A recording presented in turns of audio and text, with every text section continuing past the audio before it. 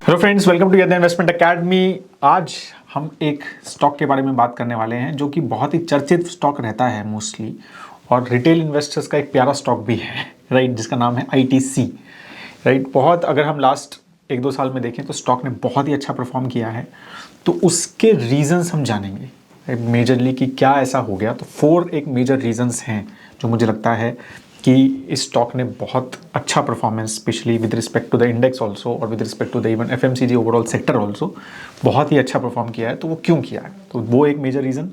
और हम ये भी देखेंगे कि आगे का क्या थॉट प्रोसेस है, मतलब ऐसा जो रैली हुआ लास्ट 1 साल में वो आगे सस्टेन हो सकता है क्या रैली, और क्या क्या रिस्क फैक्टर्स हम अब एसोसिएटेड कर सकते हैं फ्रॉम आईटीसी पर्सपेक्टिव। ठीक है, तो स्टार्ट करने से पहले बताना चाहता हूँ आपको कि हैप्पी दिवाली कूपन कोड अभी भी एक्टिव है, लाइव है, राइट। तो अभी तक अगर आपने वो 60% डिस्काउंट जो कि maximum ever which we have given on model portfolio, Stockometer, Fundometer नहीं लिया है, तो it is very few days left.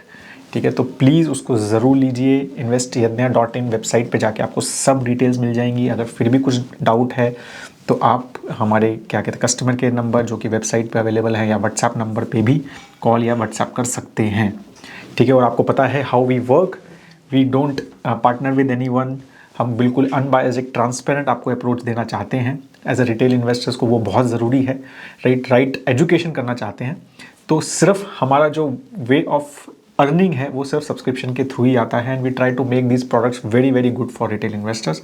तो प्लीज़ अगर अभी तक आपने ट्राई नहीं किया है तो ज़रूर हमारे प्रोडक्ट्स को ट्राई कीजिए। अब हम बात करेंगे कि हुआ क्या, ठीक है, आईटीसी के स्टॉक में, राइट, और फिर उसके 4 रीजंस कि ये क्यों इतना बढ़ा। तो आई एम श्योर आप मेरा स्क्रीन अब देख पा रहे होंगे। तो ये हमारा स्टॉकोमीटर का आईटीसी का पेज है। ठीक है, तो यहाँ पर अगर हम देखें, राइट, तो क्लियरली आपको दिख रहा है कि ये लास्ट 1 साल में स्टॉक जो है कुछ 220 रुपए के आसपास चल रहा था, और अब जो है वो ऑलमोस्ट 347, जो मैं वीडियो बना रहा हूँ तो 347 के आसपास हो गया है, राइट। तो मोर देन 50% का ग्रोथ जो है स्टॉक ने लास्ट 1 ईयर में देखा है। यही मैं अगर 3 ईयर्स देखता हूँ, ठीक है, यही डेटा को, तो हम ये देखेंगे कोविड लेवल जो है ना 150 के आसपास 147 टच किया था कोविड जब लोस आया था। उसके बाद स्टॉक जो है 140-150 के बीच में रहा फॉर ऑलमोस्ट 6-8 मंथ्स। मार्केट अच्छा किया। तो अगर मैं एसबीआई बीएससी 100 के साथ इसको देखूं 3 इयर्स डेटा में, तो आप देखोगे कि market started improving, BSc 100 started improving. ठीक है, जैसे ही हमारा कोविड लो हुआ तो एकदम कंसिस्टेंटली इंक्रीज हुआ वो लास्ट ईयर तक, उसके बाद फिर फ्लैट है ऑलमोस्ट। बट ये वाला स्टॉक जो है वो बैठा ही रहा, राइट। और इसके ऊपर बहुत मीम्स वगैरह, आई एम श्योर अगर आप थोड़ा सोशल मीडिया पे एक्टिव हैं, स्पेशली फिन ट्वीट्स जो बोलते हैं, तो उसमें बहुत ज़्यादा मीम्स वगैरह चल रहे थे कि कब उठेगा ये स्टॉक, क्या है क्या नहीं है। तो ये नहीं चला, राइट। लेकिन अब जो है लास्ट 8-9 महीने या हम बात के YTD के हिसाब से अगर बात करें तो this has really started doing very well फरवरी 2012-20 के बाद, एंड सडनली काफ़ी अच्छा इसका परफॉर्मेंस रहा है, राइट। और यही चीज़ हम BSE 100 के साथ अगर लास्ट 1 ईयर में देखें तो काफ़ी अच्छा, BSE 100 तो फ्लैट ही है, राइट, लेकिन इसने ऑलमोस्ट 50% रिटर्न जो है हमें दिए हैं।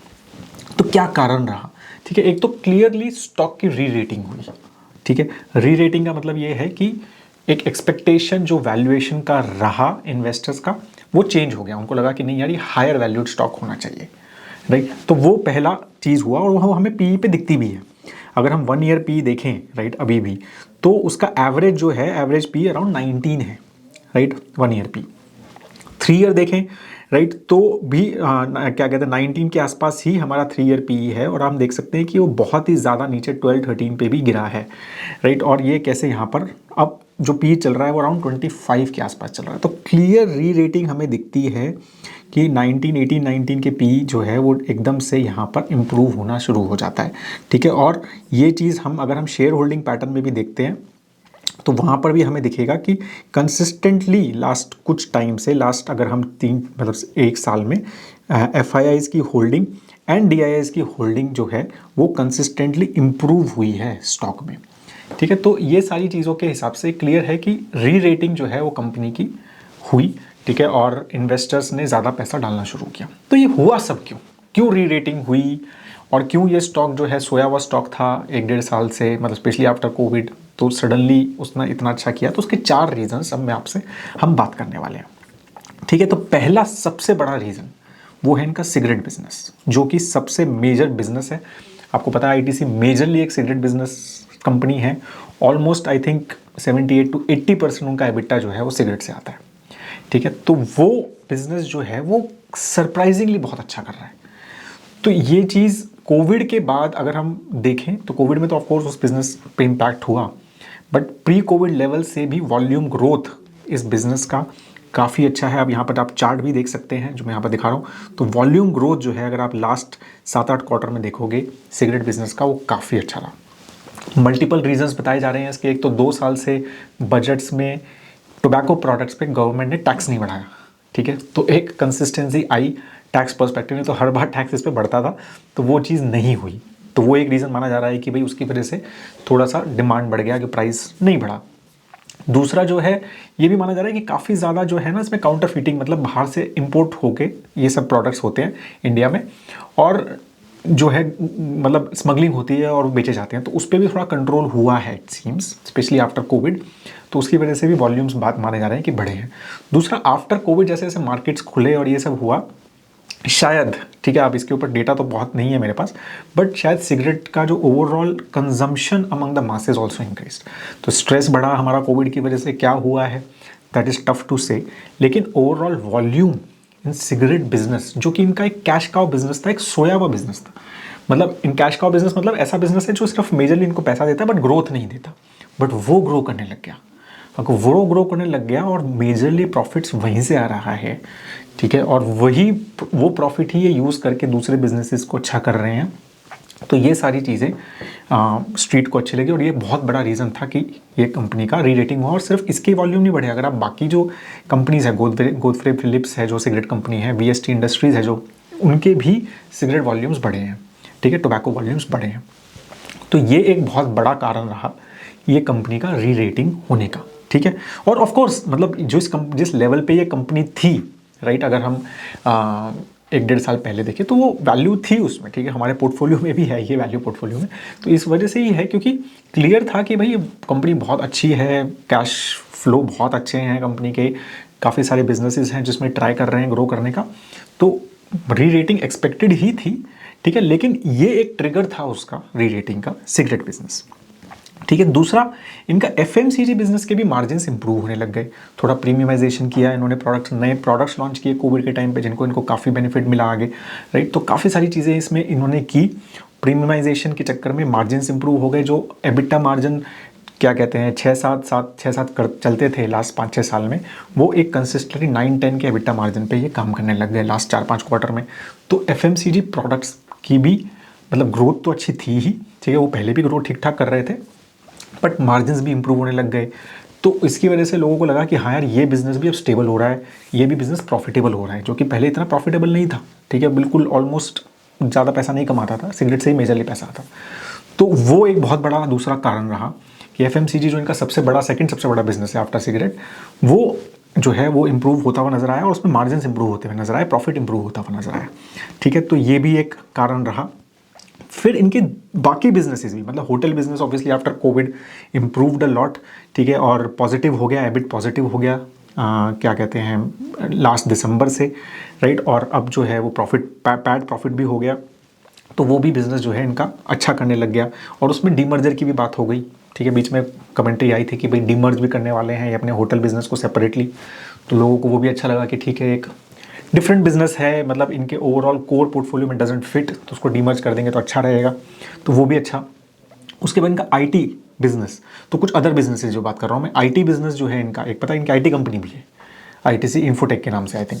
तो that also did very well during this IT boom. आपको पता ही है लास्ट 1-1.5 साल में टेक्नोलॉजी कंपनी से काफ़ी अच्छा पैसा कमाया, तो उसमें भी दे डिड वेल।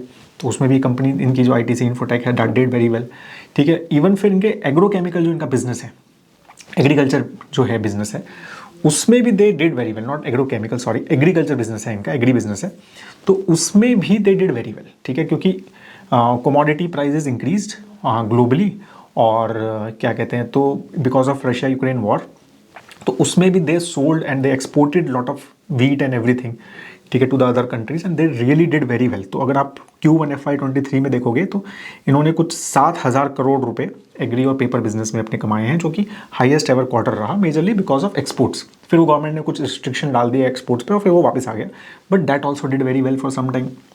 तो suddenly everything became positive, hotel business became positive, infotech business became positive, agro business became positive, ठीक है। फिर FMCG के मार्जिन इंप्रूव हो गए, सिगरेट वॉल्यूम इंक्रीज होने लग गए, ठीक है। तो सब कुछ अच्छा हो गया, ठीक है। तो इस वजह से तो ये थर्ड रीजन रहा, ठीक है। सारे बिजनेसेस जो इनके अदर बिजनेसेस हैं, that they also did started doing very well, ठीक है। तो उसकी वजह से भी रीरेटिंग हुई। फोर्थ जो रीजन रहा ना, कि बिकॉज ऑफ आफ्टर कोविड, ठीक है, और फिर ये रशिया यूक्रेन वॉर की वजह से जो ESG एज अ थीम, ठीक है, जो कि मतलब जिसमें गवर्नेंस और मतलब जो स्पेशली एनवायरमेंटल फोकस था उस पर काफ़ी, ठीक है, या सोशल फोकस था, ठीक है, वो जो थीम है ना, उसमें भी एक रीज़न चल रहा था कि ITC में काफ़ी सारे बड़े इन्वेस्टर्स इन्वेस्ट नहीं करते, क्योंकि they don't want to go away from the ESG theme, क्योंकि वो उनको ऐसा नहीं लगना चाहिए इस कंपनी में इन्वेस्ट करके, क्योंकि सिगरेट कंपनी है तो सोशली और इन्वायरमेंटली जो है वो शायद सही नहीं है। तो काफ़ी सारे बड़े इन्वेस्टर्स से बात चल रही थी कि इन्वेस्ट नहीं करना चाहते इसमें, because they don't want to go against the ESG theme. लेकिन वो थीम जो है इट वाज मतलब उसकी जो इम्पोर्टेंस है और उसकी जो वैल्यू है वो डिक्रीज हुई, ठीक है, specially after Russia Ukraine war, क्योंकि सडनली एनर्जी क्राइसिस टाइप हो गया, तो कोल वगैरह की डिमांड, अब ये सब क्रूड ऑयल वगैरह पे डिपेंडेंस और ये सब चीज़ों पे स्टार्ट हो गया, उसके स्टॉक्स भागने लग गए, कमोडिटी के स्टॉक्स, क्रूड कमोडिटी और ये सारे जो कोल वगैरह इनके स्टॉक्स भागने लग गए। तो और काफ़ी सारे इन्वेस्टर्स ने फिर वही पैसा कमाया कि भाई वही चल रहा है, बाकी तो कुछ चल नहीं रहा, टॉक टेक कंपनी तो अच्छा कर नहीं रही, तो यही कंपनीज अच्छा कर रही हैं। तो ESG एज अ थीम पे फोकस जो है वो कम हो गया। तो ये फोर्थ रीज़न है। अगेन फोर्थ शायद बहुत बड़ा रीज़न नहीं है, बट अगेन ये एक रीज़न था कि इन्वेस्टर्स जो FIIs वगैरह ने इन्वेस्ट करना स्टार्ट किया या बढ़ा, तो मुझे लगता है कि वो भी एक रीज़न रहा कि उन्होंने कहा कि ठीक है यार, अभी उसके बारे में कोई बात नहीं कर रहा, they are not judging us based on that ESG investment. और overall this company has other businesses also, जिसमें इनका सिगरेट बिजनेस से इसलिए ESG ओवरऑल इनका कम भी मतलब इम्पैक्ट कम भी होता है। तो वो सारी चीज़ें भी इसमें बात हुई। तो ये 4 मेजर रीजंस थे, ठीक है, जिसकी वजह से स्टॉक जो है हैज़ डन वेरी वेल, ठीक है। अब आगे ये ऐसे ही चलेगा क्या, ठीक है। अभी एक ठीक ठाक लेवल पे आ गया है P, अभी भी अगर हम कंपैरिजन करें HUL वगैरह के साथ, तो but again this is not a pure FMCG player, let's understand that, right.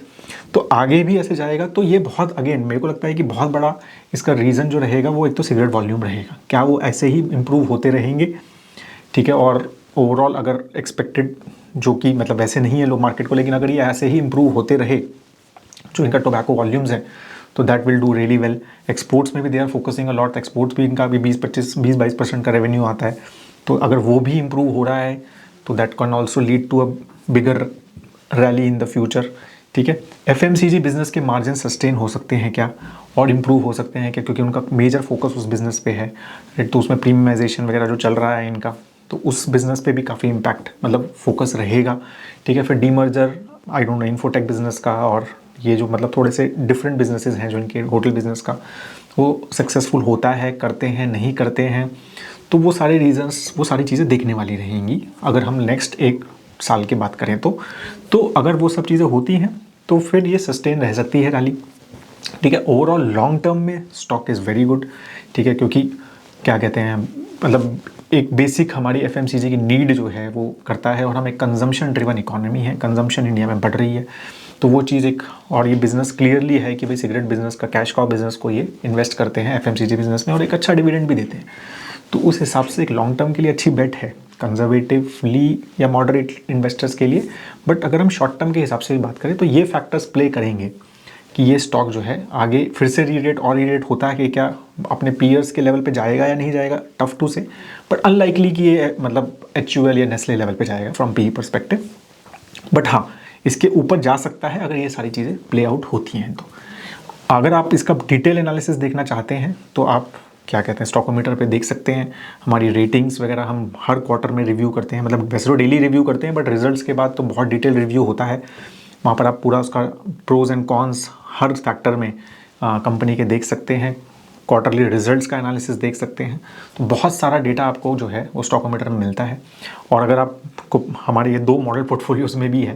तो अगर आप मॉडल पोर्टफोलियो सब्सक्राइबर अभी तक नहीं है तो as I said again, happy Diwali coupon code which is highest ever discount we have given.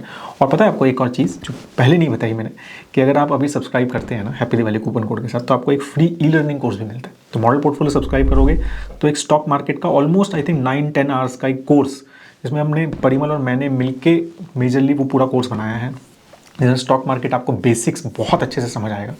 तो वो कम्प्लीटली फ्री वर्थ 4000 रुपीज़ भी मिलता है आपको।